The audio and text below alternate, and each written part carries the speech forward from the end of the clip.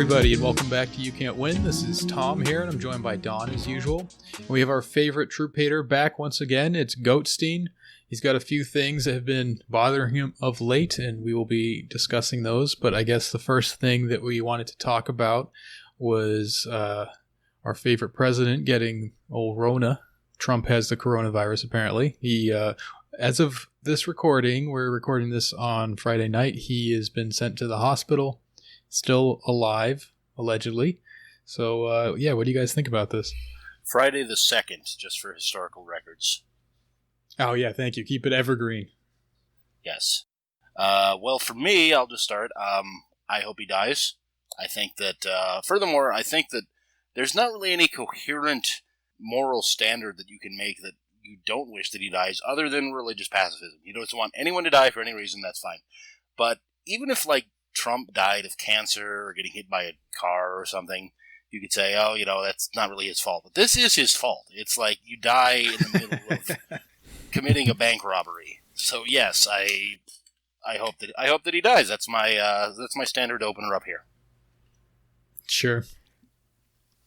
How about you, Don? Yeah, no, I'm going to go with the other side. Is that the reason why we don't like him is because of his lack of compassion. So I overflow with compassion, so I'm going to have to say that I want him to get better and then, have that moral change where he, decides that Medicare for all is great or something. So, yeah. Okay. Yeah, that would be nice. I'm right in the middle. I'm kind of Goldilocks on this. I don't actually care either way. I haven't really thought it through. If I had a preference, it would be about what would be better for me and for the country kind of a thing. And him dying, I mean, that means Pence takes over, means we don't get another 4 years of Trump. I don't know. I don't know if that necessarily means things will improve because he's dead. So, well, here's the thing. Donald Trump is responsible for way more American deaths. And Tom, you're an American, is that correct? I know yeah. Don isn't. Okay. Donald Trump is responsible for way more American deaths than Osama bin Laden. So if you were happy when Osama bin Laden died, therefore, by logic, you have to be happy when Donald Trump dies. And maybe it didn't make the world better when Osama bin Laden died. You could argue that, but no lib who is arguing that point thought the same thing about Osama bin Laden. He's a person, and oh man, I wish he had just changed. It's 70 9/11s by now, and one thing I want to talk about this more. It's not entirely Trump's fault, obviously, but even if it's 5% his fault, that's more than 9/11 plus all the U.S. soldiers who died in Iraq combined, is my opinion. Okay, well, when you lay it out like that, I realize my only actual interest here is just the continuation of quarantine. So I hope he lives so that we can have the 1,000-year quarantine that I love so much. Yeah, I saw a thing about the quarantine. Here, I live here in Boston, Massachusetts. Yankee suck, go Pats. Where there was a list of all the places that have over 5% positivity rates for COVID, and it's all just the places in Boston where the black people, the Vietnamese, and the Puerto Ricans live. Every single neighborhood. I used to work in a job where I traveled around Boston, meeting people. This was right out of college. I was a cable setup guy, mm-hmm. And yeah, I can tell you firsthand. Every place in Boston that has significant coronavirus is just where the minorities live, and everywhere else in Boston is pretty much fine, including me. So great, but it's not just the people who are dying; it's who's dying and why, and that is more Trump's fault than just in general, I would say. Sure. I do Trump has not done a good job with this whole situation, but I do think that people act as if Biden would have been so much better or whatever. I don't know. I mean, some people will point to the fact that the Democrats were saying it was racist to make a big deal out of this stuff. It used to be a big thing about calling people racist if they were calling for shutting down travel to China and all that kind of stuff. I totally agree with you on that, and I would say that the The big thing about Corona is that it indicts our entire society. It's not just Trump. Obviously, he's the biggest problem, but it indicts, like, if it was Biden or if it was Hillary, especially if Hillary, you think more people are going to wear masks if Hillary came out there and, like, I may not be Paul Lawrence Dunbar, but we wear the mask. And Yeah. I'm smoking. But no, it's every part of our society, and even, like, reading comments about this is shit that would not happen in, like, Japan or South Korea, not even necessarily China, because that's obviously an autocracy. But in Japan and South Korea, if you said half the shit that, like, the plague deniers on Twitter were saying, you would be bullied into suicide within 24 hours. And I'll take the pro position. I think that's good. I think that would lead to fewer deaths. Yeah. Yeah, well, I mean, it's there are some advantages to having, like, a hive mind kind of situation, I guess. But it's not even so much that they have a hive mind. It's that they have this, like, very strict idea about social propriety, and if you violate that, good or bad, then yeah, you are persona non grata. But in some cases, that is better than the shit that we have. Where, you know, it's kind of like the you guys know the movie critic Armin White. Yeah, I don't. But he's a guy who figured out very very cleverly a couple of years back that everybody can have an opinion on movies. I mean, you and I can. All the professional critics can. You know, Joe Sixpack. Anybody can have an opinion on the movies. So the only way to stand out in having an opinion is to have the most insane opinion. So where everybody else is giving, 9 out of 10, 9.5 out of 10 to, like, Toy Story 3, he's giving it like a 2 and saying, like, this is teaching children how to be pedophiles or something. I don't even know. But that's his whole gimmick, is being the contrarian, and that's why he's been so successful. And I feel like that's the same kind of incentive structure that has been our whole society, where it's like everybody agrees that we have to wear masks and not stay away from people. But if you're the one guy who's out there saying, no, this is all bullshit, maybe you won't necessarily get any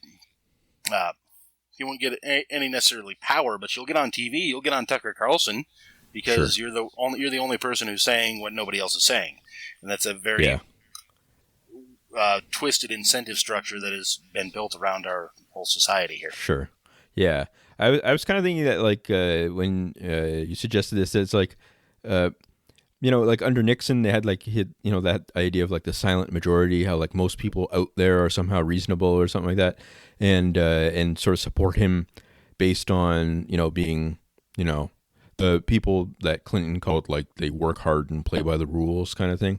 And, this sort of, like, it's sort of this idea that, like, you got all these crazy people on TV saying different things, and, like, all the protesters and that, but then there's, like, this giant, like, mass out there that just, is much more in tune with sort of how things should be run, but, and stuff like that. And it's always been appealed to by people like Reagan and stuff, and Reagan always had that idea that, like, it was very super majority people. And I think that, like, the left kind of had that same basic idea. They just kind of flipped it. They were like, okay, well, most people out there, they don't vote because they think it's bad, or, they don't think it's worthwhile.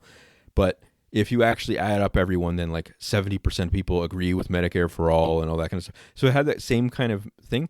I think now we're in this point where it's like, that was all wrong, basically. Is that like the death of the silent majority, where it's just clusters of lunatics out there competing with each other, for, like, different, I would disagree with that a little bit. I think that it's true that 70% of people support Medicare for all. I mean, that's, or, whatever, or there is that silent majority, but they don't have any power.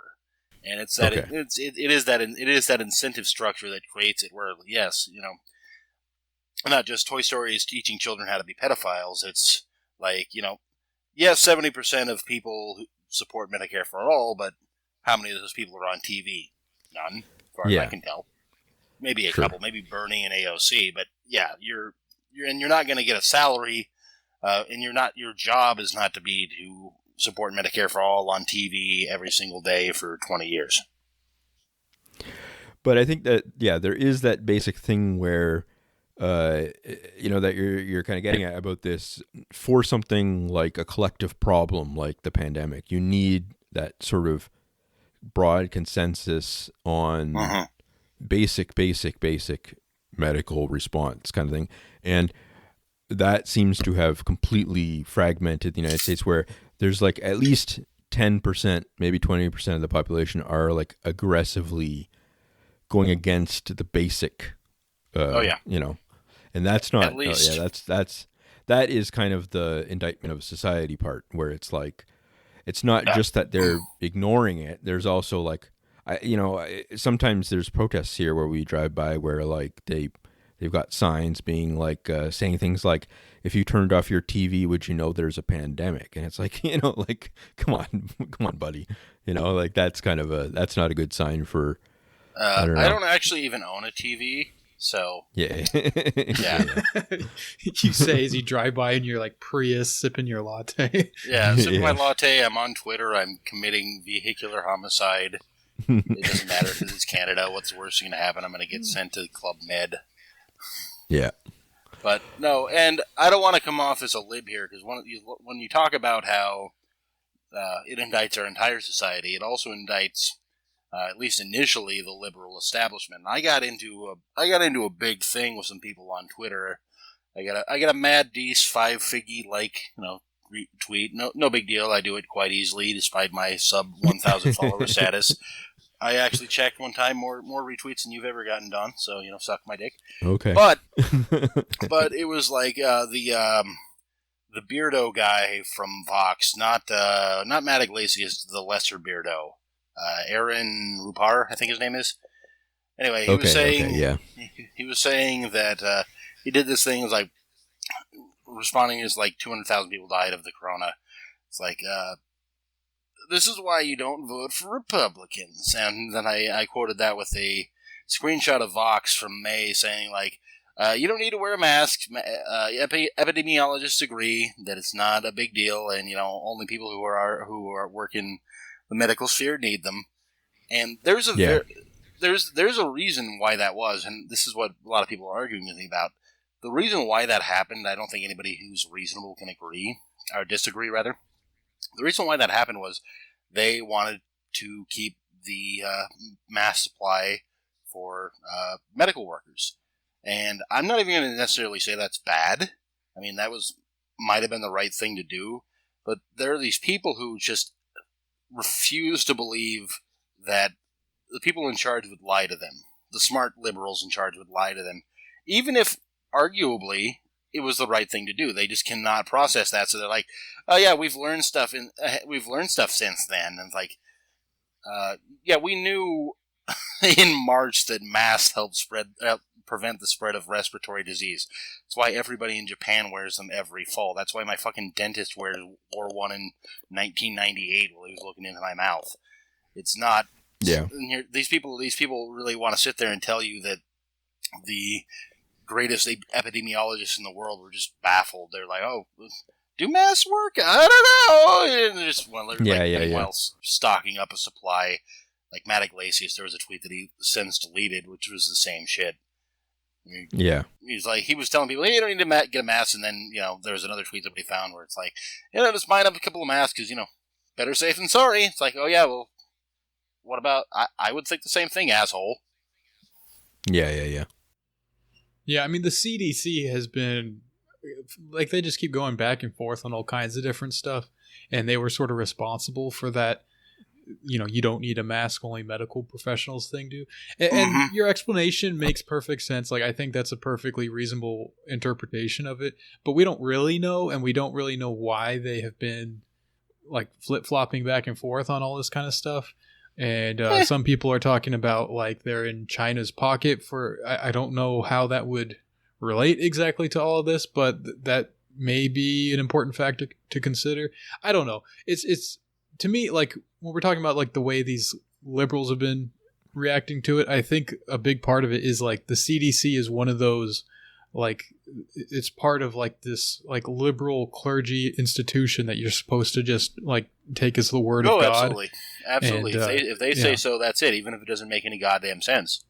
Right. The scientists have come down, and that's what they've declared. So, well, Mhm. yeah, and one thing that I hooked into pretty early on too was that whole, in Canada when the story started spreading a bit, there was this wave of stories about how fear of the virus was fear of Chinese people. Like that was the way that it was. Yeah. And they did like a lot of stories on stuff like how it's safe to go to Chinese restaurants. Don't worry about it, And, and our friend Mike was pointing out too that like those restaurants, the reasons why they had collapse in sales was because Chinese people stopped going there. You know what I mean? It was like it was people in those Chinatowns and stuff that were not going to their own, own in terms of community restaurants, and no more bat soup Sunday. But so if you that's another like fertile ground of tweets kind of thing because there's tons and tons. It became like a meme where all the liberal politicians and stuff were going to the Chinese community and saying, "Look, it's safe. Go out, eat at restaurants. There's no problem here. We're gonna, And there's also a bunch of people that are like, I ordered extra Chinese food to like help them through this patch and stuff. Yeah. And it's funny because you're like, at least like some people had to have gotten sick from that, right? Like I don't know, like at least some people somewhere that must have. You know what though? Actually, I would push back on that because I don't think. I mean, obviously, the whole thing about it, I'm eating at the Chinese restaurants to support our community. Obviously, that was virtue signaling nonsense. But is there really any evidence that Chinese restaurants were the spreader sites? As far as I can tell, yeah. I mean, people who work at Chinese restaurants weren't flying back to the mainland, especially after there was this shit about it spreading. So, I mean, obviously that is silly, but. Yeah, they weren't any more dangerous than any other restaurant. No, but I just meant that like the general circulation of people around the town or whatever kind of thing. But I guess you're right. No one else was shutting down yet, so it doesn't really. Mm-hmm. If anything, they're probably more safe than the other places. But but the thing is, like that you were alluding to, is like the idea that being afraid of the virus was like racist or rooted in racism or whatever. Right. Now, I think I am proof that that's false because. I am deathly afraid of Chinese people, but I'm not afraid of the virus at all. I feel like it's set me free. So sure. Yeah. Deathly. Yeah, maybe bad choice of words there, but no. I'm deathly afraid of Chinese people because my wife is Korean. So. So Oh yeah. Those people, they come over this country, they don't speak the language, they, want to open restaurants. It's ridiculous. Yeah, build a bunch of railroads. You know who else came over to other people's countries to build railroads? The British Empire, all right? How'd that work out for Africa? I went to a cannery in Maine one time. And they were talking about how this would have sucked so much shit. Like there was this cannery, and nobody wanted to work there because it was awful, and you get your fingers cut off, and you were just hands deep in dead fish all day. So they brought a bunch of Chinese people over there, and then everybody hated the Chinese people because they were taking away the jobs. And that was literally one of those things where it's like, yeah, they're taking away our jobs that nobody wants to do. But then on the same token, it's like. The other people who were there would do them if you paid them enough, but that wouldn't be profitable to sell canned herring at 1 cent a tin or whatever. So again, it all comes back to capitalism, and that's the underlying problem. Sure. While we're still on this topic, I did look this up ahead of time. I wanted to bring this up on the topic of libs ruining things for everyone. There it is. This is Clara Jeffrey, editor of Mother Jones, February 29th, 2020. It's a tweet, and I will read it. Humans, I am very scared of being sick. Epidemiologists, wash hands, avoid touch, wash hands. Humans, I want masks. Epidemiologists, they don't help the healthy stay that way, only sick from getting far sicker. Wash hands. Humans, ... Epidemiologists, no, really. Humans, I am too lazy. Epidemiologists, sigh. Yeah. I come back to that very frequently because it's not just that she's wrong. It's that she's also, and she's obviously not the only person who did it. Not just that she's wrong. It's that she's so smug and condescending about being wrong, and how I'm lazy because I don't believe for some reason that not wearing a mask is going to keep me from getting coronavirus. It's absolutely ridiculous, and you can absolutely bet that she had a fucking mask on at that time because she was talking about visiting her father in the hospital. Right. I don't know. It just shows you, like, people who are so invested in their, like, political camp that they just... I don't know. Both sides, right? Like, they kind of flipped. Like, it used to be the right-wing types were the ones, like, stocking up on toilet paper and gas masks and shotguns and, you know, like, preparing for a zombie apocalypse. And it, you know, then the liberals were the ones who were like, oh no, this is all just racist paranoia. And then it flipped whenever the politicians and the media or whatever that were aligned in these two different camps, they kind of flipped their position on it, and suddenly it became like about Trump's response. So then Trump wasn't doing enough, and this virus is so bad, and so that makes, you know, the left side kind of like want to amplify the danger and all that kind of stuff. I don't know. It's just like, why pay attention to these people? Because they're just kind of taking orders and just blurting out the talking points. They're not thinking about things. They don't have any more information than you do, you know? Right. That's one of the best insights, now that you mention it, that I've come up with over the last few years, is that the people you see talking about shit on politics, both sides, are just defense attorneys. Yeah, they don't give a shit what they're saying. They don't care who's guilty or not. Their job is to make their client look good. So, at the very least, you should not treat them as impartial parties. Right. The sad thing is, some of those people get paid. Like, that's a job that they do. So it's like, okay, fine. You know, some people are going to be doing that. But some of these people, that's just, they get into it for the love of the game. And that's, I don't know, that's sad. That was, listeners, we're going to go back in time. That was the debate and discussion forum on Something Awful. It was a bunch of dudes. It was a bunch of dudes who were role playing being Matt Iglesias for no money. Being like, Nancy Pelosi is smart. She's on fleek. You guys just don't understand what she's doing, or Obama, or any of those fucking guys. And unfortunately, the problem is those guys came off as smarter because, and let's not forget when I said that we're indicting the whole society here, those guys came off as smarter because they were opposed to proto-Pepes, these alt-right lunatics who you can still see them, and I don't want to bitch about Clara Jeffrey too much without mentioning the other side, which are these absolute lunatics who are literally killing people now, not back in February. People who think that it's a Muslim conspiracy to make you wear masks. Like, Tom, do Muslims wear masks? I didn't think so. Oh, no. No, not really. Unless you're like hanging out in the middle of the desert and you don't want to get sand in your face. Like, I didn't. Right. I've never seen a Muslim wearing a mask. Yeah, the Tuaregs do it, I guess. The who? The Berbers in the Sahara.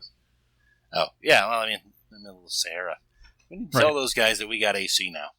But yeah, when it comes to just indicting our entire society, the other thing that, and I wanted to mention David Graeber, and maybe we can talk about it more later, but one of the only reasons why this has worked as well as it has is because you mentioned, 20% of the people are actively resistant to doing the shit they have to do to stop things.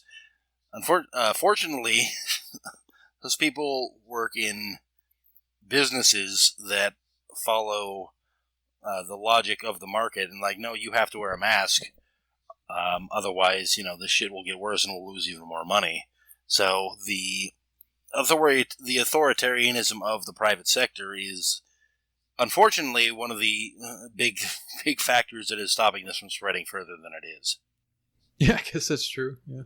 I guess that's part of it, but I mean, at the same time, it's pushing people back into circulation in different ways, right? Like it's getting them, like, I mean, I'm sure the restaurant industry right now in the States is just one of the worst offenders for. I'm sure that they want to just, get everyone back into the restaurants and just shut, don't care what happens. Basically, I think a lot of them. I think there is that sort of like overarching rational thing where, they want things. There's like parts of them that want things under control quickly and everything, in sort of a rational way. But I'm sure that I feel like a lot of them are probably pushing like just total nonsense to get those short-term profits back or something. So I don't know. Mm-hmm. Yeah. Yep. Yeah. It's got to be a shitty position to be in, because let's say you do like have some actual concern for like your workers and your community and stuff, and you don't want to contribute to the spreading it any more than you have to, but at the same time, you do have a livelihood you need to protect and everything. And when you see the people who are in charge like not really doing what they should be doing, obviously this varies from state to state, place to place, but let's say you're in the South or whatever, where it's just been like, we shut down for like a siesta, one day, that's probably enough, let's get back to work. Yeah. If you're living in a situation like that, I don't know, do you really want to like close down when there's not going to be any assistance for you or anything? Like, I don't know. Yeah. It's got to be a tough situation.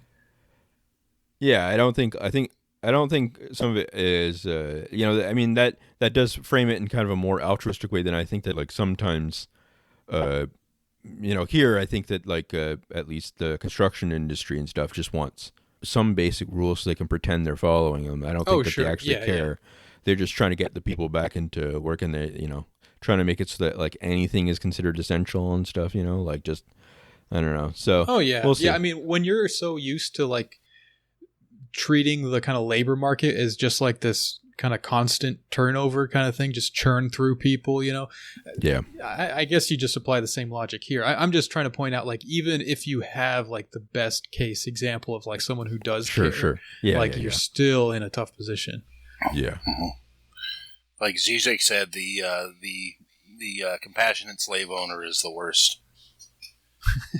I guess, yeah. Well, yeah. I feel like it's more complicated than that, maybe. Right.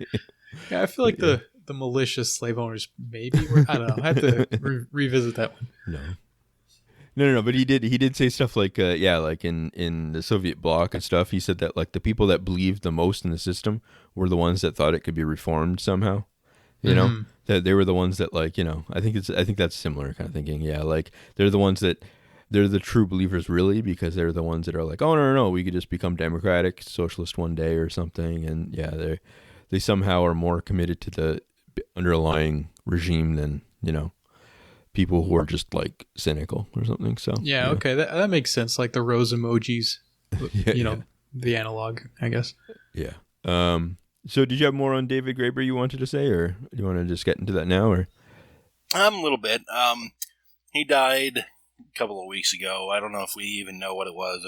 Was it Corona? Do we have any idea? I'm not sure. I don't know. I don't think they said. No. Yeah, I don't know. But, AIDS? I'm guessing AIDS. David Graeber was one of the... this actually, backing up, one thing, I was reading one of his essays a couple of days ago, and this is very good content for You Can't Win, I think, because he did the shit that a lot of dudes on the left do when they start opening an essay about their beliefs. It's like, this is like 2011, I think. Like, anarchism is becoming big. It's becoming on fleek. A lot of people are realizing it. So why are there so few people in academia who are not anarchists? And that's just such a classic left essayist shit. We're like, no, people are starting to believe with me. Shit's happening. Yeah, we're getting there. And my book club doubled from 10 to 20 last week. Yeah.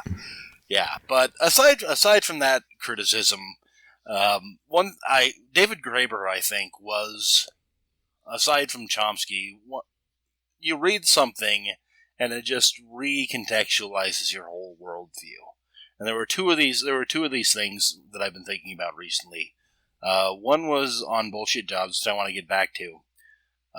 The other thing that I was thinking about was just this idea that we we live in a society, as the Joker would say, where it's structured around, and coming back to COVID, it's structured around, I have to drive in and fight the boss in traffic every day to sit in an office and do the shit that I could do at my computer.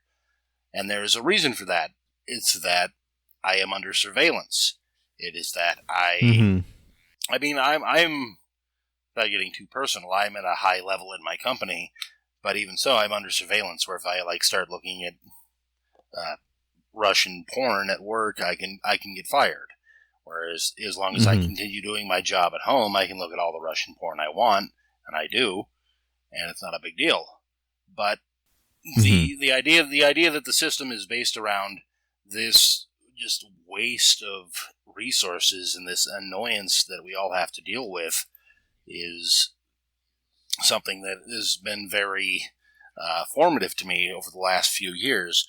Oh, the other thing I was thinking about was David Graeber is also the guy who pointed out that the myth of barter. You guys know about that? Yeah, that's he talked about that in Debt, which yes. I like that book quite a bit.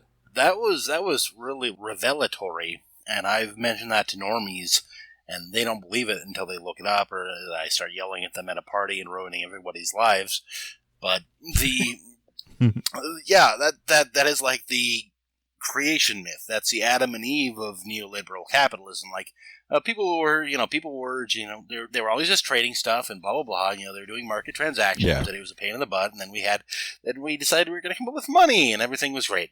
And it's like, no, people's transfer of ownership was based on, like, if you and I were friends, and hey man, can I borrow your car? Yeah, sure, why not? And then, a couple of weeks later, like, hey, can you watch my daughter? Yeah, great. And then as time went on, there was the numerization of that. Like, how much, if I need a chicken. All right, well, I need to borrow a goat. How much is a chicken worth? How much is a goat worth? And they have to create these arbitrary numerical values that lead into debt and lead into the monetary system. That not only is that more true historically, it also makes vastly more sense when you think about it. And I feel like that has been just been a huge boon to people's, especially myself, people's grasp of like what the natural state of being should be, and like how our relations with each other in our common lives are perverted, I guess is the only word to use. Yeah, there's a bunch of stuff in that book that I kind of took away from it that I really liked. One was the sort of idea that he uses small c communism to say like that's the only thing that actually works. Like if you're in a workplace, you work with everyone in a communistic fashion in that you don't exchange. Like if you need to borrow a stapler, the person doesn't sell you the stapler or rent you the stapler. You just ask for it and they give it to you because you need it because you're working on this thing together, And so that's like a very micro example of communism at work, but like that's the only thing that could actually work there. Like any kind of middlemaning of that would just, be very inefficient. And the other is basically what you're talking about, where like it's these organic relationships that develop where people, they have different trades and stuff like that. And, maybe you have some sort of annual crop or whatever. So you don't have stuff to pay with all throughout the year, but people know you and know that you're going to have this thing at a certain time of the year that you can pay off all your tab with, basically, So like people would just have like a running tab for a whole year and then pay it off all at once.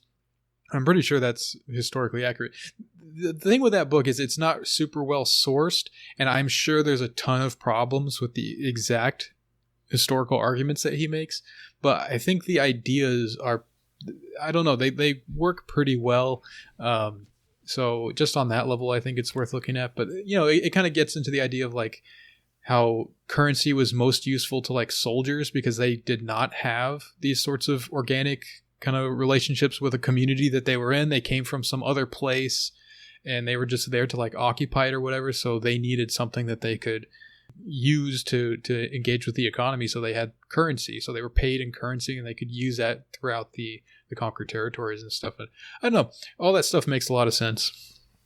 Yeah, I really like his essay on anarchist anthropology, where he's talking about how really just about like human possibility. Like that's what he kind of nails on a lot. He kind of says like, you know, the assumption that our institutions have to be a particular way is and you know that is natural. It's so frozen into a lot of people's minds that he's like, there's so many different ways of arranging things that you see everywhere. Now, I think that's true. I think what Tom gets at is true. Is that like that is suited to a certain type of person that is like an essayist kind of thing, like coming up with interesting ways of reversing your long-held opinions on things by showing like an insight or something that's not necessarily the same work as someone doing diligent historical work trying to figure out what exactly happened somewhere else or something like that. Like it's not the same kind of thing as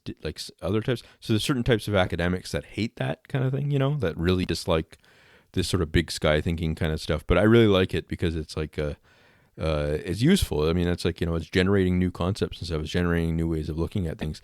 I don't know. So I think that's one of the best things that academics can do, I think, is to do that kind of thing. So yeah, definitely.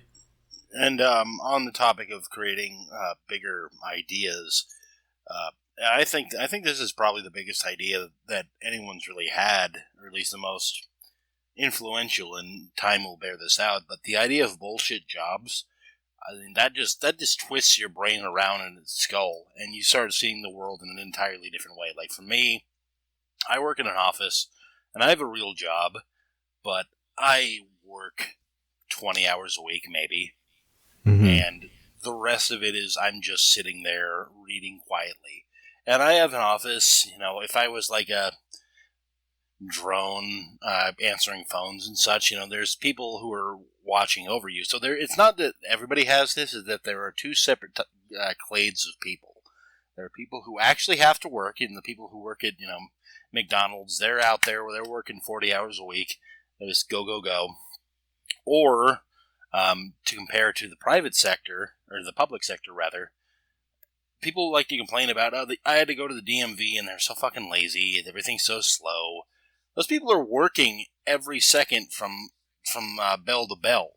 And they'll take an hour lunch, they'll take 15-minute breaks, but they're working. Whereas in the private sector, I'm on Twitter. I'm making memes about Joe Biden being a Maoist. Nobody cares. Yeah. Nobody looks over my shoulder.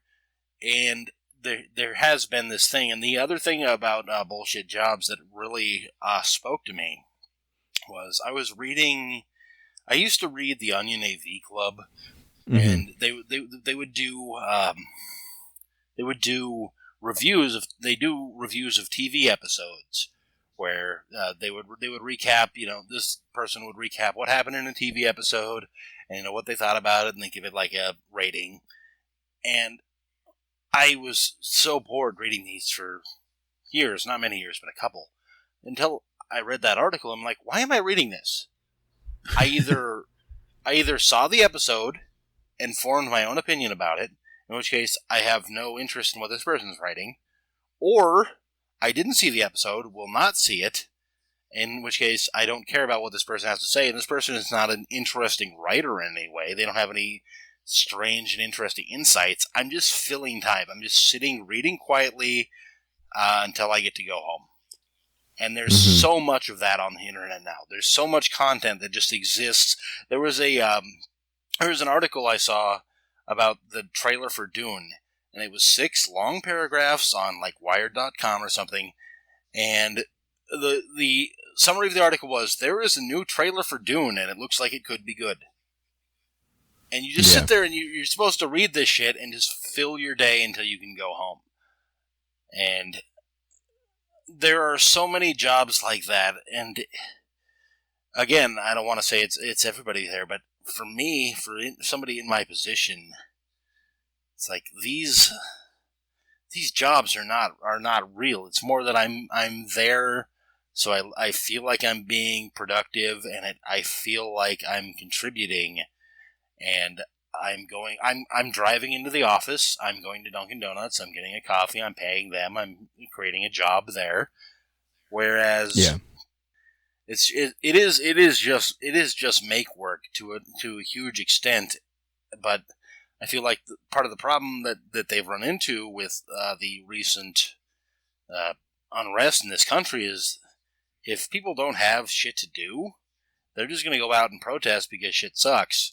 So that's part of the reason why the American system has such a requirement that you go out and work even if you're not really doing anything. Yeah. I think a big part of it, too, is that bosses want to feel like they're bosses of people in a room and not that they just have, like, some responsibility for, to, like, manage other people's work. Like, they want to walk into a room and, like, know that everyone in that room answers to them kind of thing, That was one of the specific examples from the Bullshit Jobs book. Where if, like, you're a receptionist and you answer 5 calls a day, say, for this company that is struggling or just getting set up or is very small, right? But you have, even though you only work 10 minutes a day, you still have to be there because your position exists to signal to people calling in that this is a real company. They have a receptionist. It's not just the guy who owns it answering the phones. There's a real person there.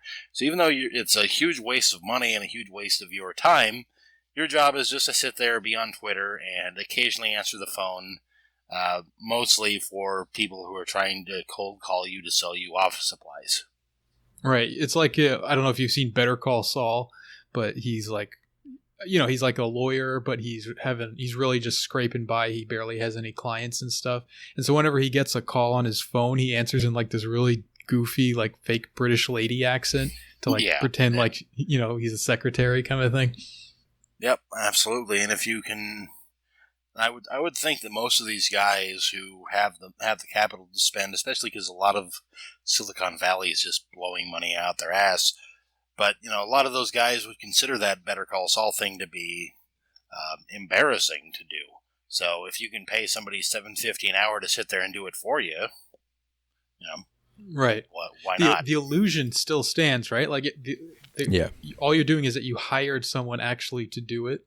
It's not like there's a real role that's being served there. It's just the illusion is now reinforced by the fact that that person is actually there to do the job. Yeah. Mm-hmm. Did you have more on Graeber that you wanted to talk about, or is that your... Not a whole lot. I really feel like the Bullshit Jobs is... I think if more people will come around to listening to it, I think it is probably one of the most important works of the last couple decades, just because how it challenges our assumptions and it twists around the idea of, like, we think about under Soviet communism, people have all these idiot jobs that don't do anything, but that's the lives for a lot of people who are just on Twitter for doing fuck all.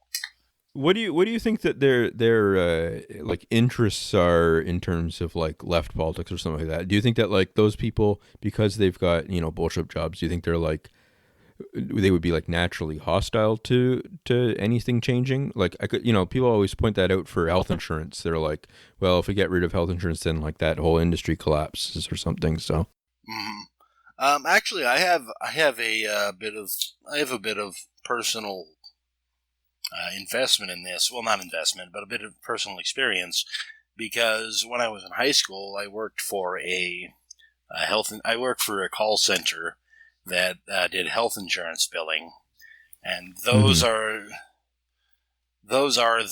some of the worst jobs. Not in terms of like you want to clean up shit, you want to clean up dead bodies. Those are probably worse on your physical being, but in terms of your emotional state, those are some of the worst fucking jobs. And yeah, people who work for them probably don't want to lose them, because to lose them is to lose their livelihood. To be out on the street, especially there's nothing else to do. But I think if you gave those people like the Bernie plan was, then they're going to give them retraining and they're going to give them the ability to get different jobs. I don't think anybody is really attached to those fucking jobs. Those things are loathsome. Yeah. Those things are loathsome. Like, you talk to Yeah. old ladies and you tell them, I'm sorry, you can't, your husband's going to die. There's nothing I can do. No, we've already established that we're not going to pay out this policy. So, I understand, ma'am. I understand, and there's nothing I can do. Those are, like, some people really would rather just clean up dead bodies than have to deal with that shit. Sure. So, I worry that like a lot of the managers and like people that have easier jobs in those systems would sort of fight to the death for some of those jobs because they're like, or at least like the political lawyer types who, you know what I mean, like that have a lot of influence over them.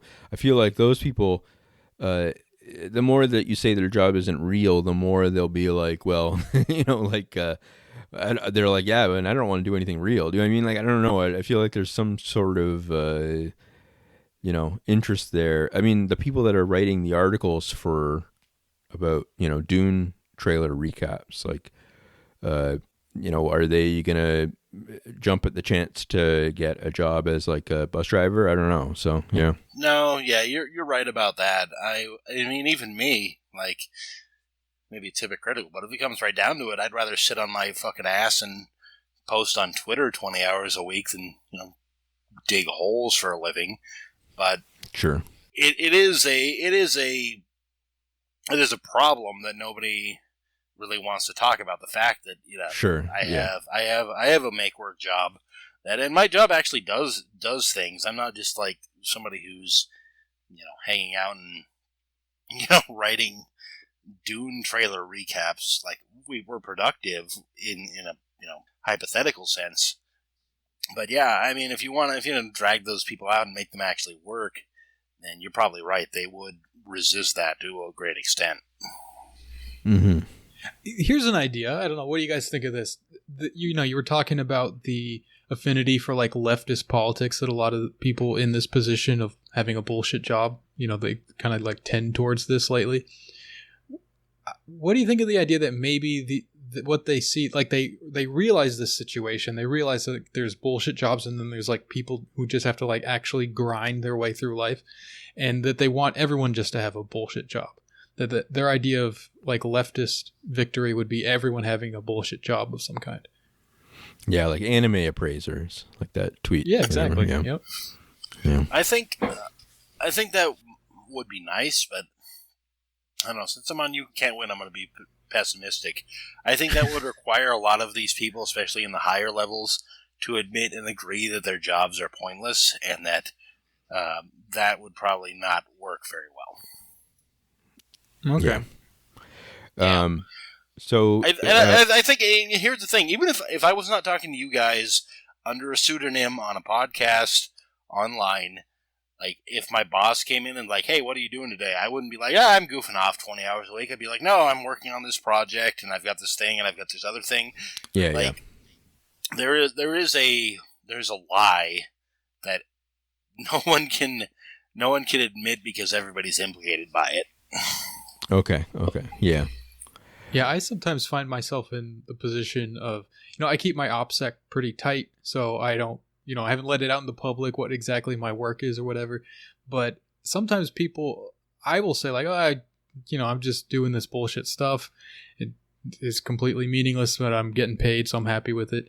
And people kind of like argue with me like, oh no, the stuff you do is actually important and it's good. And, I'm just like, oh, all right, well, I guess you know better than I do, that kind of thing. Well, sometimes I tell you that, so I'm doing it. So, Well, here's a thought. What if those people, I mean, if they work with you, what if they're lying too, but they just don't want to admit it? What if they're... I'm self-employed, so that's not the situation. Like Don just said, it's like him telling me like, oh no, the stuff you do is actually good and stuff. And he's not wrong about the specifics that he points out. Like, there is some benefit to that, but overall, the thing is, I don't feel bad about it at all. Like, I'm happy to like sponge off of, this system and just kind of like get by. I live pretty well for the low amount of work I actually have to do. So I'm happy with it. But did you want to get into a little bit on RBG, you said?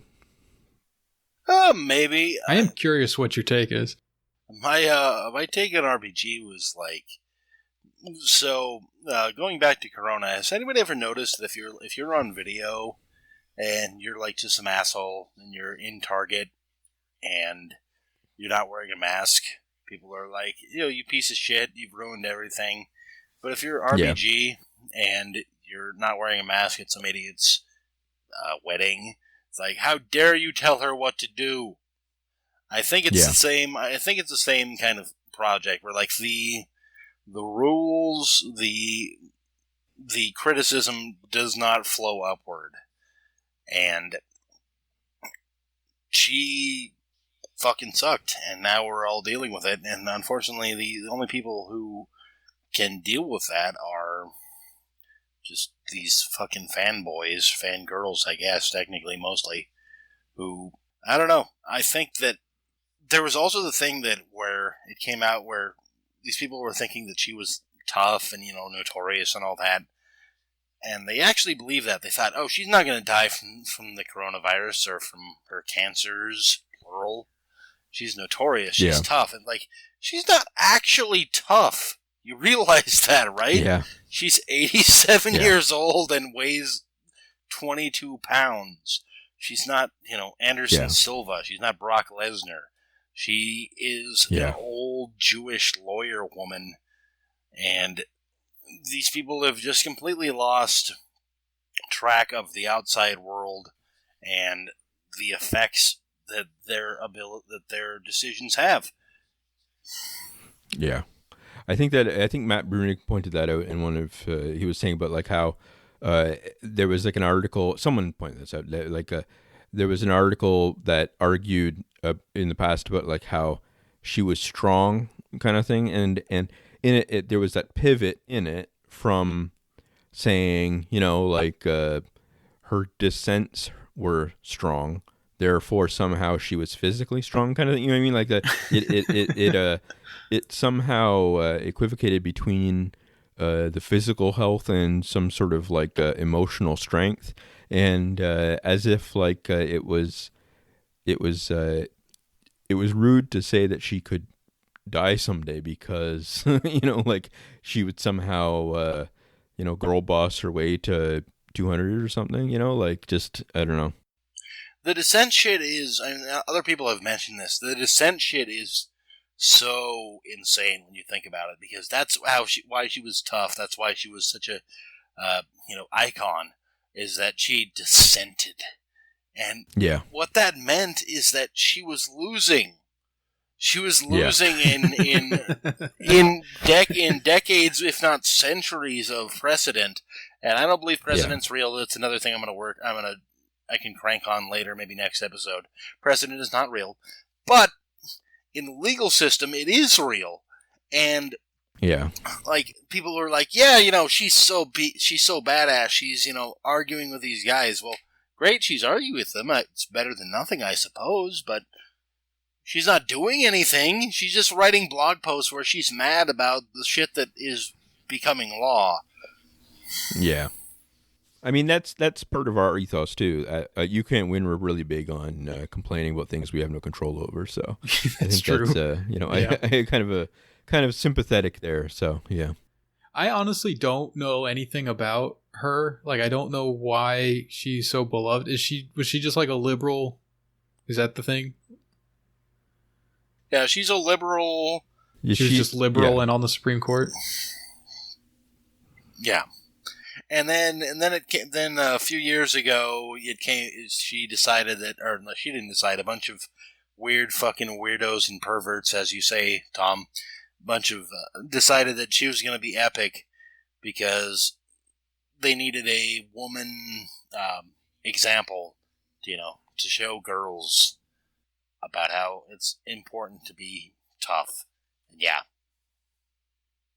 She was never even really all that great either. Like, Sonia Sotomayor has better legal rulings than she ever did. But yeah, and very obvious things like her, mentioning. Anytime that they did get a quote from her, it was almost always stuff like Colin Kaepernick is like a rude fellow or something kind of thing. It was just all it was all stuff that like didn't fit the image, but. and she's, and obviously, I think, other people have pointed this out, but that like she didn't like care about rap music or whatever. It's not like she was like, trying to be epic other than just like accepting the, label or whatever. It's not, I don't know. So, yeah.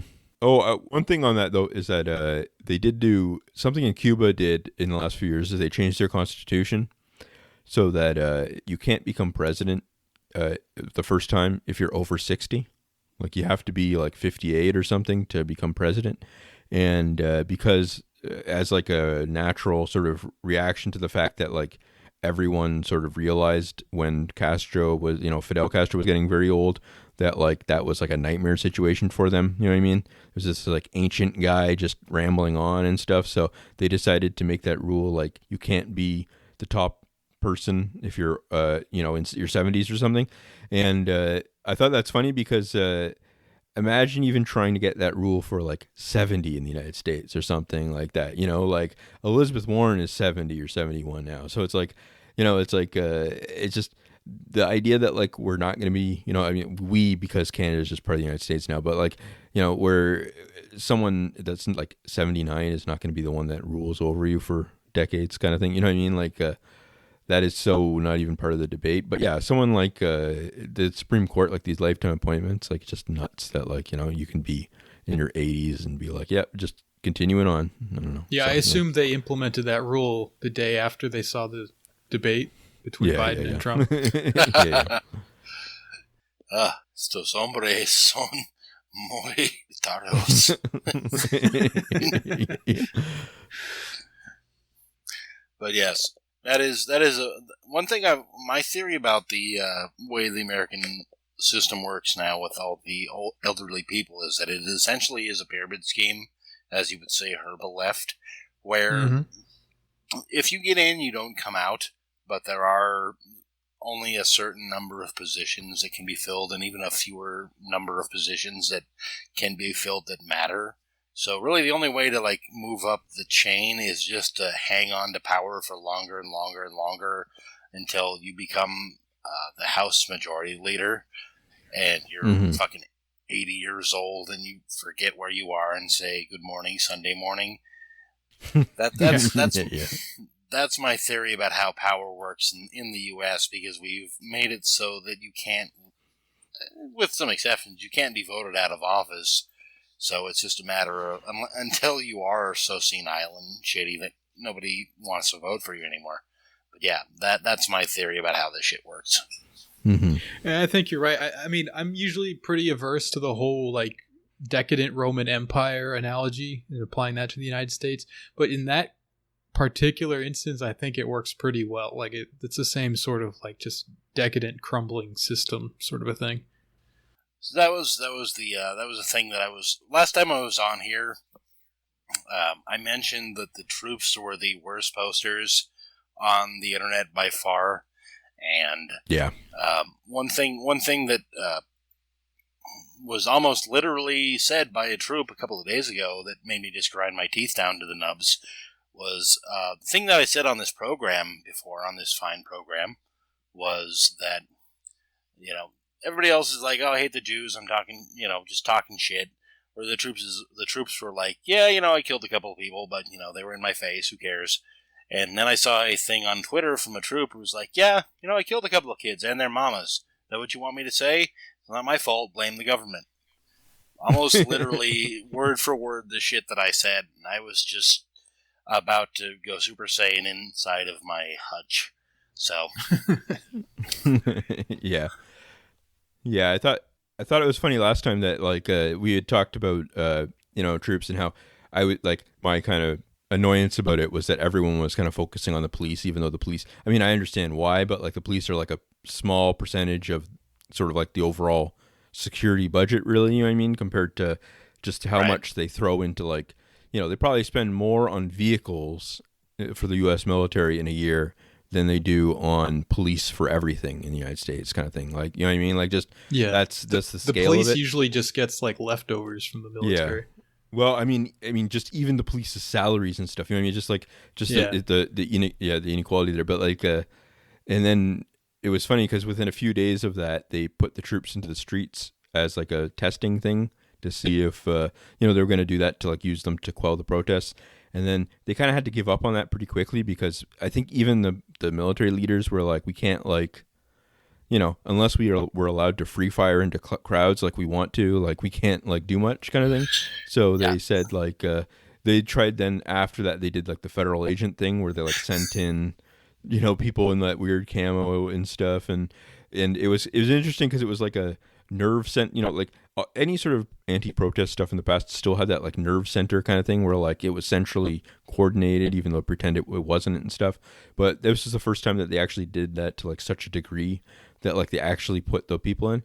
But it was funny because it was like the Democratic mayors and stuff pushed back on that in some ways because it was people were already complaining that police are an occupation force, and it like got so brazen then, right? It just was like openly, But I feel like there's still that honeymoon for the troops in some degree, where like people, the defund the police thing is a big moment. But like I've seen people like Bernie Sanders try to talk a lot about like defunding, not in those words, but like cut back on the military and stuff, and no one cares. No one cares compared to the police stuff. So I don't know. The thing that you were mentioning, it just reminded me, actually. The thing you were mentioning about the military commanders who were saying, like, no, actually, we don't want the troops in the city. A couple of days ago, I was walking my dog, and there was this skinny white woman who was walking two pit bulls on the other side of the road. And they see my dog, and they start freaking out and barking and screaming. She's like, no, they're fine! But yeah, stay on the other side of the fucking street! She didn't say that, but that was the... Yeah. That was the implication, and yeah, that's exactly what the military command are. They're just sitting on a bomb, and as long as nobody uses the bomb, it's fine. But yeah, if you want to actually move the fucking troops into the streets,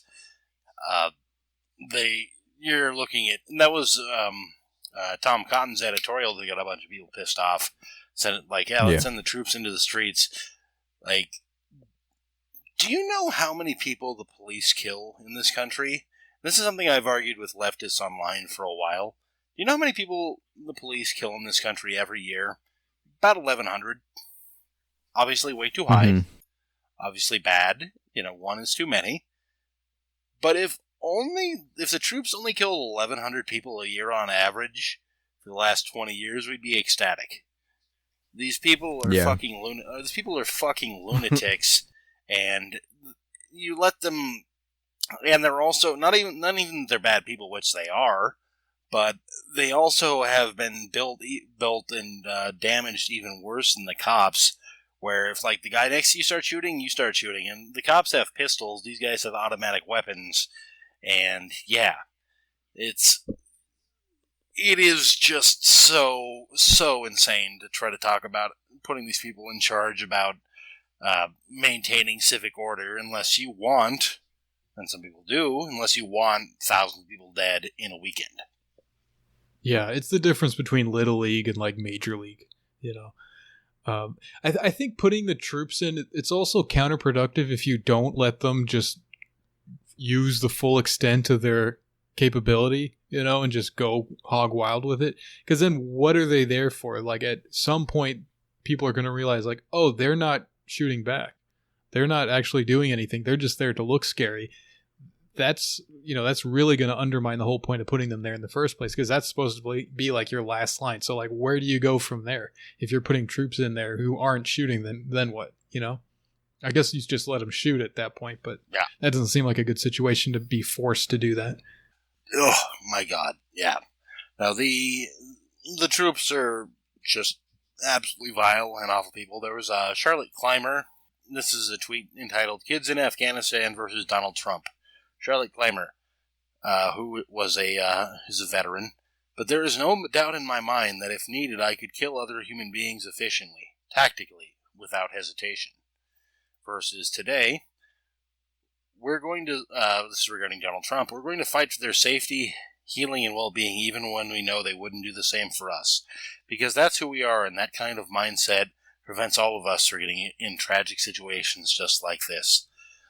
And this is I want to be absolutely clear about this for people who are still listening. This is not me being contrarian. This is not me being a troll. This is not me just being difficult or trying to be epic or edgy. I hate these people. And I know a lot of people are opposed to the idea of saying the word I hate, but I hate them. They are just awful. And the fact that somebody like Charlotte Clymer could become a operative in the Democratic Party after doing just imperial murder in the third world is just loathsome to me. And I would like, if I could be a fly on the wall, I would like to see the kind of shit that she said while she was in Afghanistan, while she was in Iraq, because I can tell you it's worse than anything you've ever seen any cop say, at least publicly. And so many of these people have just decided that the troops are just beyond criticism because they come from bad backgrounds. Well, yeah, so do cops. Why are the cops not acceptable? And the answer is because the cops are in your face and the troops are not. Who's that guy that he was a Marine? He's like a DSA guy that in Virginia, I think. I can't remember his name, but yeah. The redhead guy. Lee Carter. Lee Carter, yeah. I thought it was funny that I would bother him about this sometimes, that like he like, it's funny because you kind of run both directions. You're kind of like, I'm a Marine, like a former Marine, and I'm against war and stuff like that. But there's some residual thing there of I'm good because I'm a Marine kind of thing. You know what I mean? Like there's some like it's like I'm tough because I did this and got through it and realized that it was bad or something. So I used to say to him like he should call in the Virginia House of Delegates, whatever, like that he should say that they should revoke all the medals for the Marines historically. Right. You know, like that they should shut down the Marines and revoke all the medals. And I was thinking that'd be like a funny thing for him because, no one would do that. You know what I mean? It would just be like career suicide or whatever. It'd just be like, it'd be too far. But there's no real reason why that would be bad compared, people that like fought in like, say, Quezon or something like that, like not getting their medals, it's like, it's like, so are you anti-war or are you like, no, we want like the prestige of the Marines, but we don't want to like actually have them fight wars or something, like it's like it's a very strange gray zone. So yeah, I would go even farther than you. I've thought about this, and I am a lunatic that nobody should pay attention to when it comes to these sorts of things. But when I see that kind of shit online, I'm like, oh, so you have decided to live as a pauper and to give every dollar you make towards your victims? Yes? No? Yeah. Okay, so yeah, so you are 95% as bad as everybody else you declaim, and I'm going to tell you what else. Even if I did see you out on the street begging for money to give to your victims, I would still spit on you. Again, I don't want to be. I want to be absolutely clear. I am not kidding. I hate these people, and I. Okay. There's nothing that gets me angrier than watching them just get away with it, as Jesse Pinkman would say. Yeah. Yeah, it's pretty bad. There is sort of a funny thing of like Tulsi Gabbard sort of coasts on this too, where it's like, oh, she knows the costs of war because she was a vet or whatever, and so she knows like not to go to war when we shouldn't. Like it kind of adds to like this anti-war cred, but it's like all the thousands or even millions of people who just knew from the get-go that was a bad. Like, why do we only grant this sort of credibility to people who are apparently so stupid that they had to actually go to a war zone and then realize, oh wait, war is kind of not that great, and then come back and make a career on it. Let's teach her the cost of war by firing a fucking missile into her apartment building. See, let her fucking learn the cost of war that way. Right.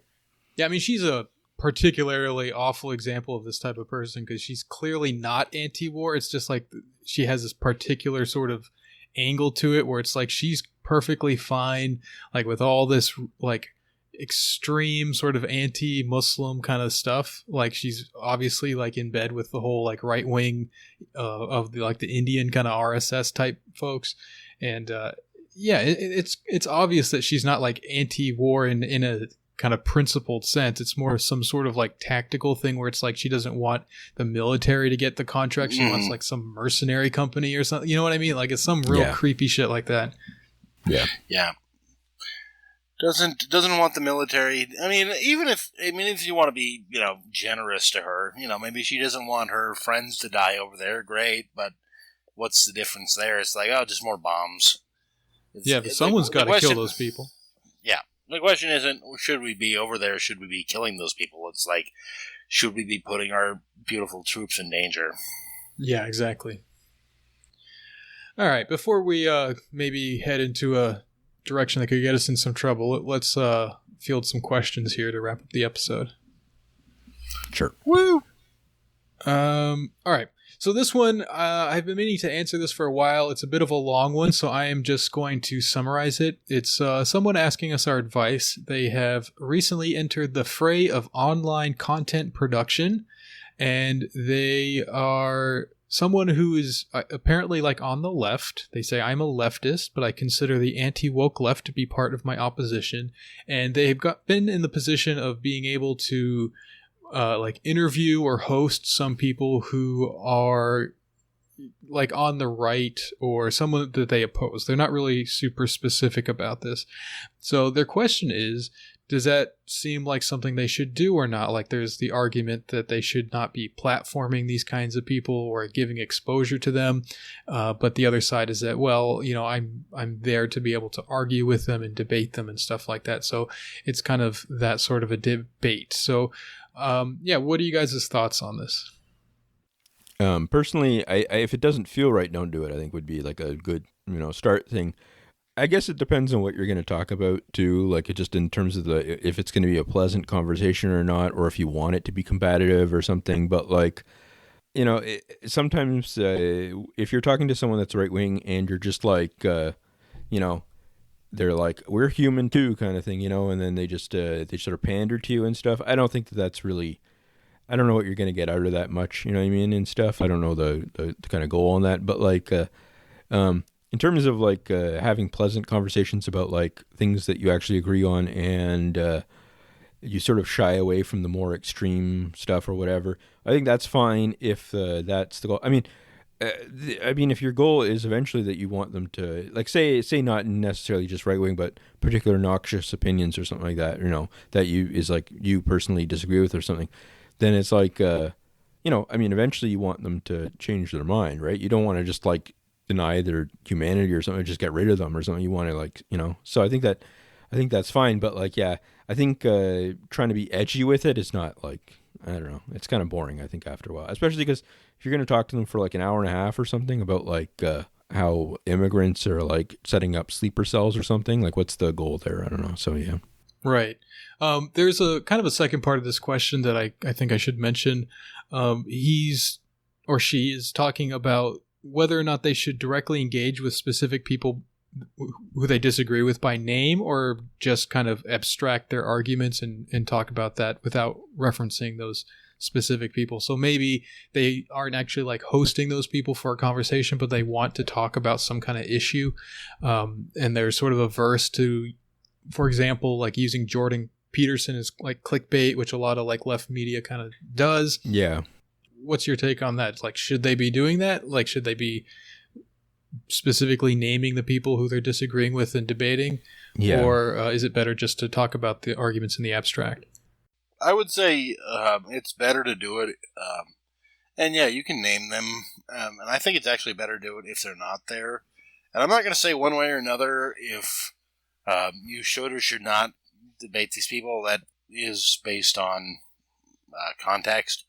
But one thing I have been thinking about a lot that I think underlines a fallacy in all of liberal and when I say liberal, I mean like liberal in the sense that we're going to convince our enemies thought is one thing I think that is a fallacy is that the idea that the best ideas are going to win out in a competition is the same logic that underlies the idea that the righteous man will win in trial by combat.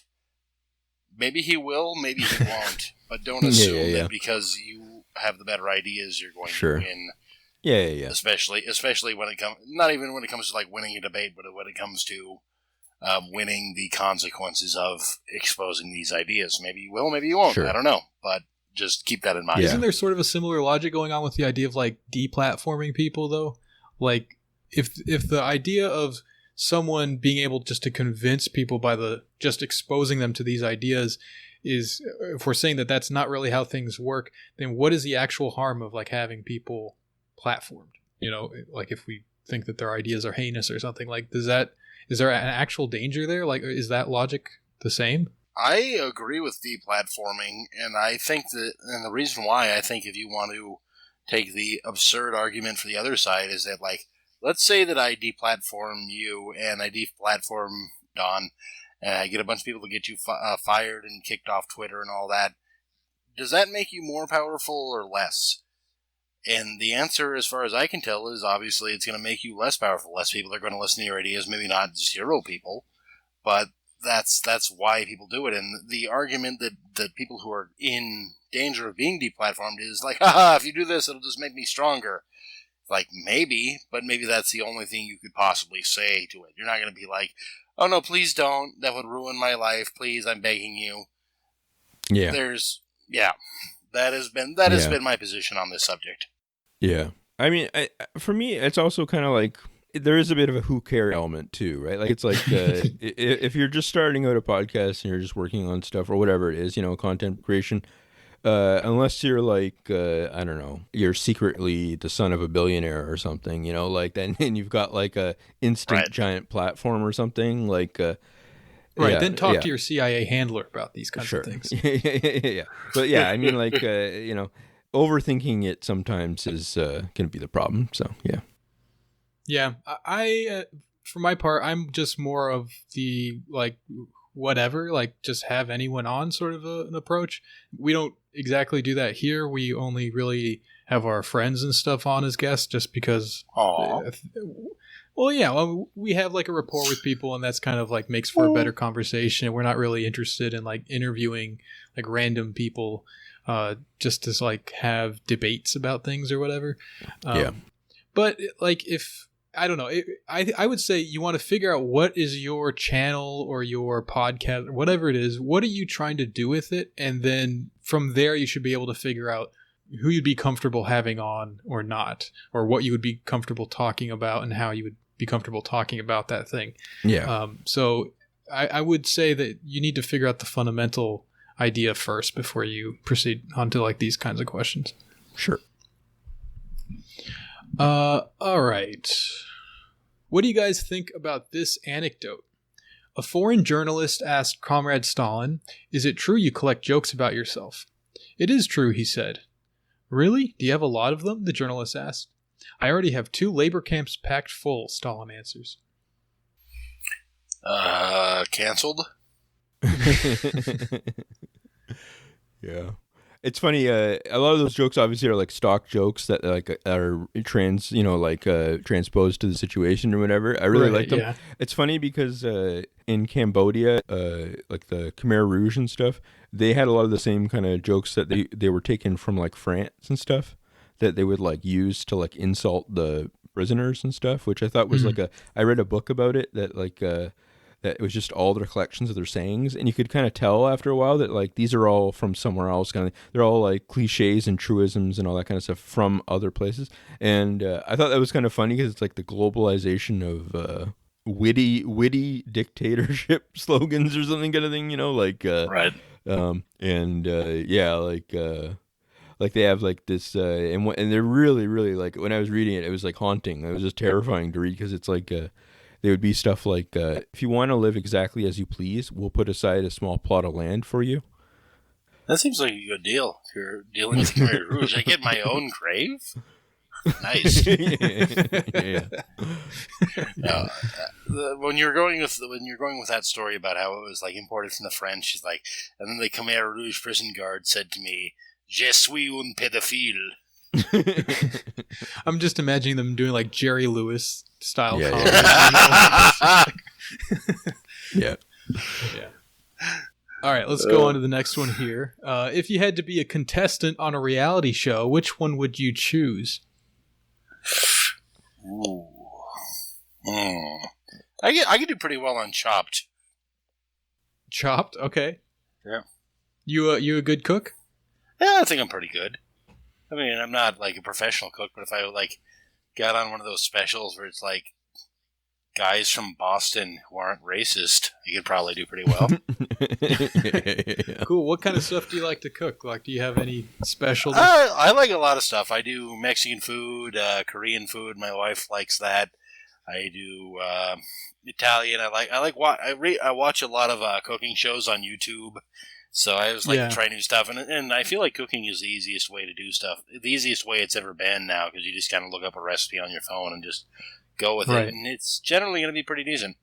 Yeah, that's what Tabs and I do. I wonder if you watch Mangchi, the Korean. No, you know, never heard of that. Oh, really? I might be butchering the pronunciation, but I'll send it to you. We actually eat a fair amount of Korean food just because she puts out really easy recipes. They're easy to follow. They're really good. You know, we make kimchi and stuff. Nice. Yeah. Kimchi's easy. It's good and it's easy. I think Dawn should be on like Fear Factor, where it's like make a sincere post. Yeah. No, reveal your true feelings. Yeah.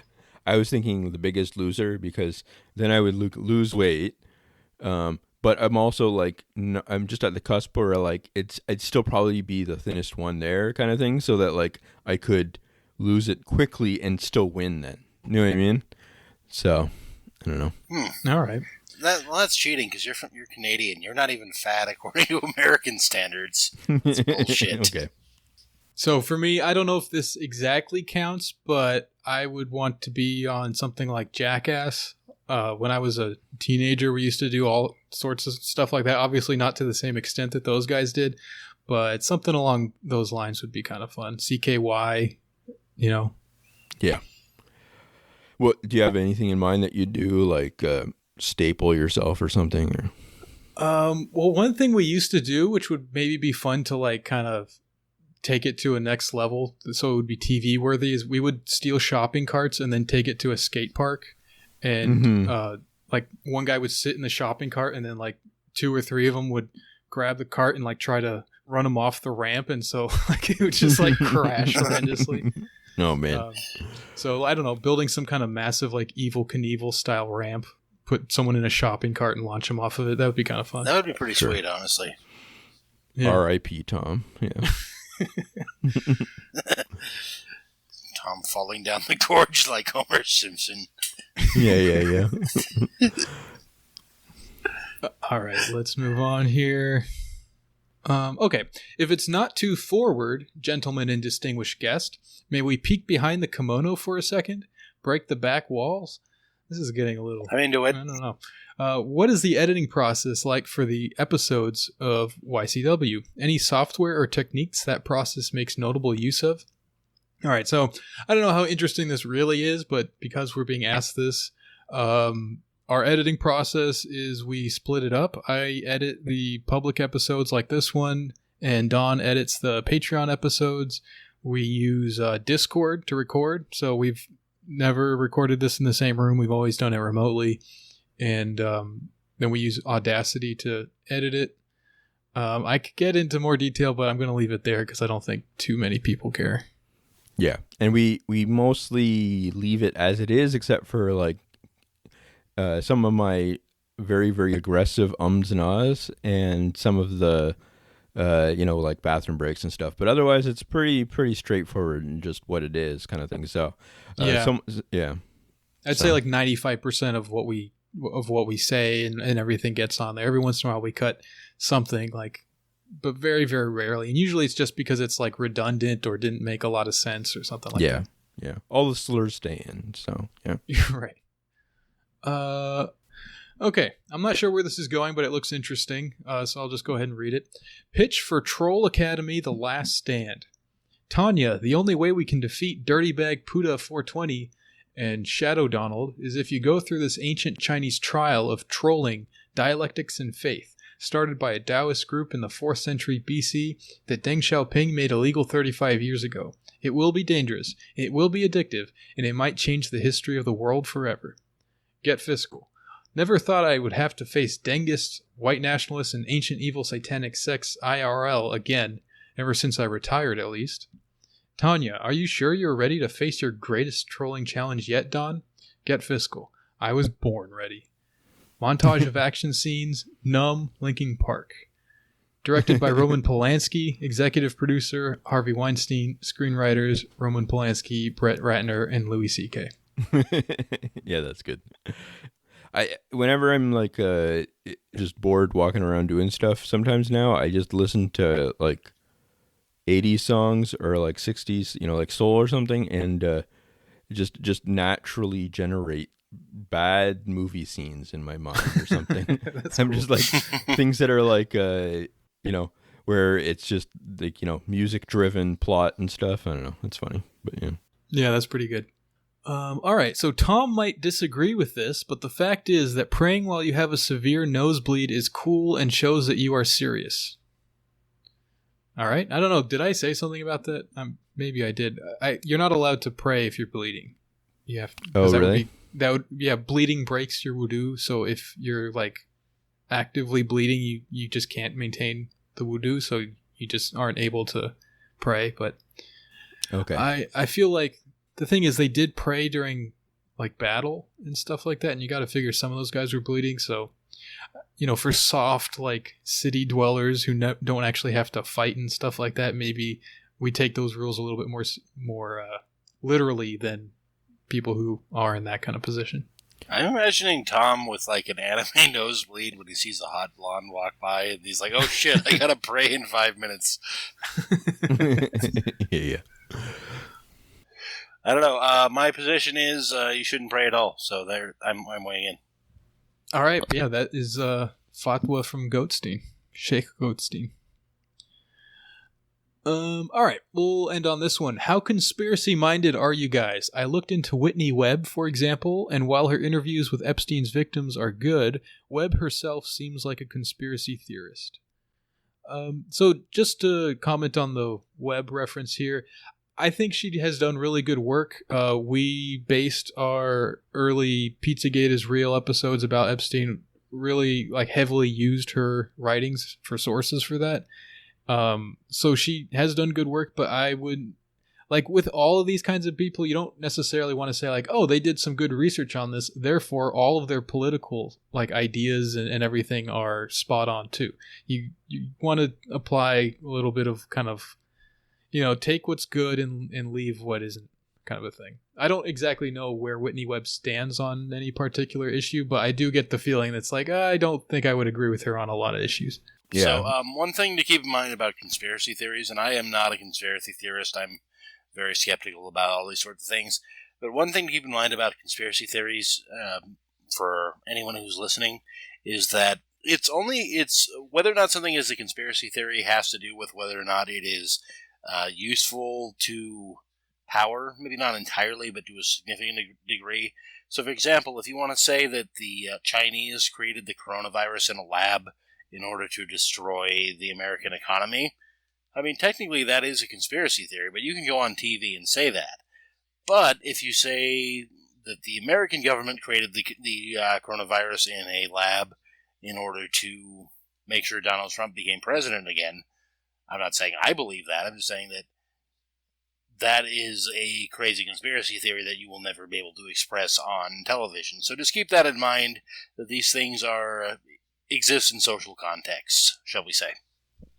Yeah. Along those lines, it's also important to maybe we'll do an episode on this actually. It's important to understand that a lot of, specifically in the American or maybe North American context, the whole conspiracy theory like subculture and cottage industry has really deep ties to like far right organizations and stuff. So anytime you start looking at stuff like this, you may come across really useful information. People who are more actually on the left, like Douglas Valentine or Gary Webb or something like that, you may come across stuff like that that's like thoroughly researched, solid like it's just telling you facts that you haven't heard about.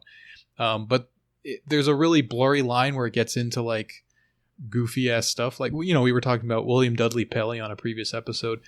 A lot of that kind of a thing is hanging around in those circles. So I think if you want to delve into those kind of waters, you just need to be able to read something and understand its argument and then just kind of put it on hold and then do that with a lot of different theories. I think some people, they kind of have to read something and then judge immediately, is this true or is this not true? And they can't really maintain like a bunch of different, I'm not saying that makes you stupid. I'm just saying like some people are more interested in this stuff or more invested or whatever, and they're able to do that. Mm-hmm. Yeah. I sort of agree with like I sympathize at least with the Chomsky sort of view on this kind of stuff, because he used to get asked about this kind of stuff constantly.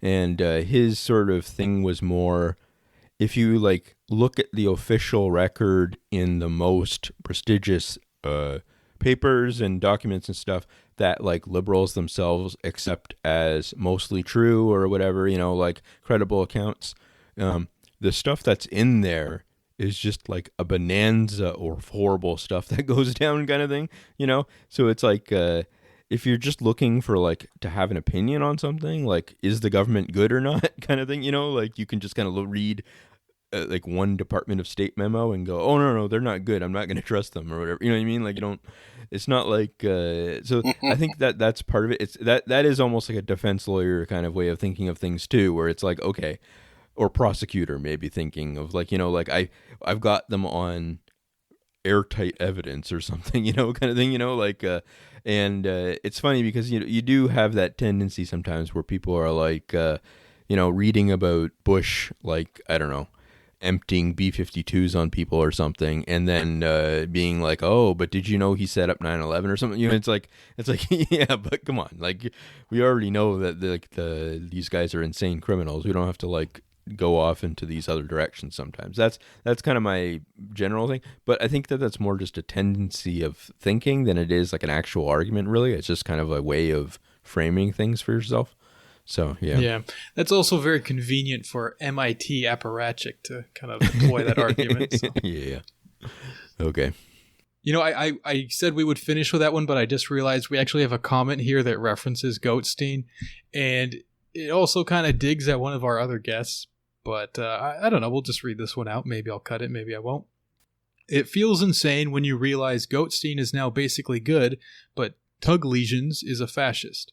Who would have thought, right? Anyway, good job having Lesions on your podcast to tell us, even though climate activists are basically right, that in one or two narrow specific ways, some of them are wrong. Thanks.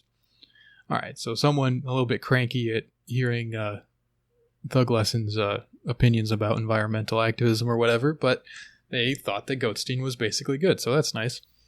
That's nice. Yes, don't watch anime. That's what it does to your brain, folks. Yeah, you two are always going back and forth on Twitter. It's kind of entertaining. I try not to, but occasionally, yes, he says something incredibly stupid, so I have to go at him. So, I tend to agree with a lot of what he says, to be honest, on Twitter. Whatever. This is anime again. I don't watch anime, but I guess you're maybe of the opinion that Islam is a form of anime or something. I mean, how is it not? Give me 5 good reasons. Well, no figurative. That's right, part. Dead air. Okay. Yeah. All right, we'll leave it there. With maybe in the future we'll do a goat versus thug, like I don't know. I haven't listened to that episode. How gay is his voice on a scale of 7 to 10? 7 to 10? He sounds like a normal person, He sounds less like a cartoon than you do, but so maybe more. Like if you are I don't know, is 7 not gay and 10 is gay? I don't know. Look inside yourself. Okay, we'll go with that. I'll put you at an 8 and him at a 9. Interesting. Okay. Well, thanks for coming on again, Goat. That was fun to chat. So absolutely. I look forward to your continued success, gentlemen. Thank you, sir. Alright guys, if you enjoyed this episode and you'd like a second episode every week, you can subscribe to our Patreon and you'll get that, as well as access to our Discord where you can chat with us in our community. If you'd like to submit questions for us to respond to at the end of the episodes, you can do that by going to the Curious Cat, which is pinned to the podcast Twitter account. Thanks for listening, and we'll catch you next week.